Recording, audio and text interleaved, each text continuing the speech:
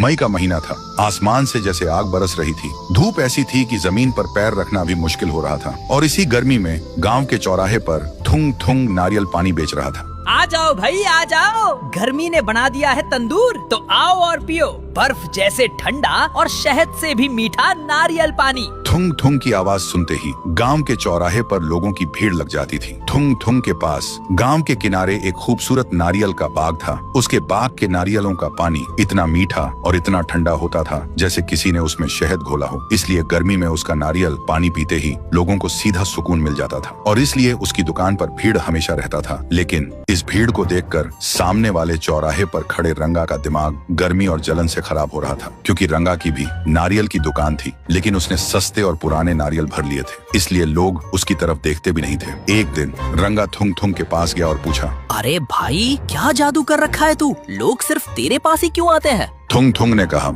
अरे भाई लोग पानी नहीं ईमानदारी पीने आते हैं। ये बात सीधा रंगा के दिल में चुभ गई। फिर एक रात जब थुंग थुंग अपने बाग में गहरी नींद सो रहा था, तब रंगा वहां पहुंचा और एक बहुत ही घटिया साजिश रची। उसने करेले का रस और समुद्र का खारा पानी एक बड़ी सिरिंज में भरा और चुपचाप सारे ताजे ताजे नारियलों में वो कड़वा पानी डाल दिया। अगले दिन गर्मी अपने चरम पर थी। गांव के सरपंच जी सबसे पहले नारियल पानी पीने आए, लेकिन जैसे ही उन्होंने पानी पिया, थू थू, ये क्या पिला रहा है थुंग थुंग?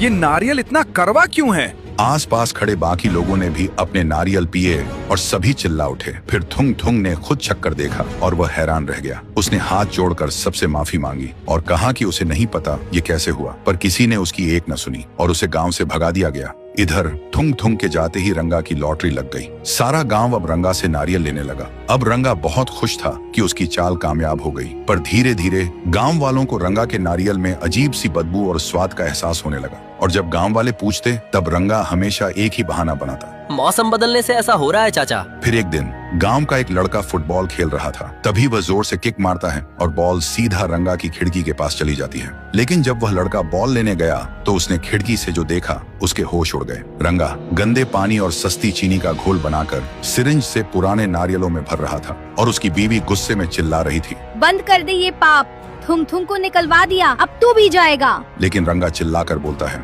चुप कर कलमुही, चुप कर। ये सब सुन और देखकर वह लड़का तुरंत भागकर सरपंच के पास आया और सारी सच्चाई बता दी। सच सुनते ही पूरा गांव गुस्से में उबल उठा। फिर सबने मिलकर रंगा के घर पर धावा बोल दिया, उसे पकड़ा, खूब पीटा और हमेशा के लिए गांव से निकाल दिया। और फिर सबने थुंग थुंग को वापस बुलाया, उससे हाथ जोड़कर माफी मांगी और तब सबको समझ आ गया था कि धोखा चाहे कितना भी तेज भागे, पर सच और ईमानदारी हमेशा उसे पकड़ ही लेती है।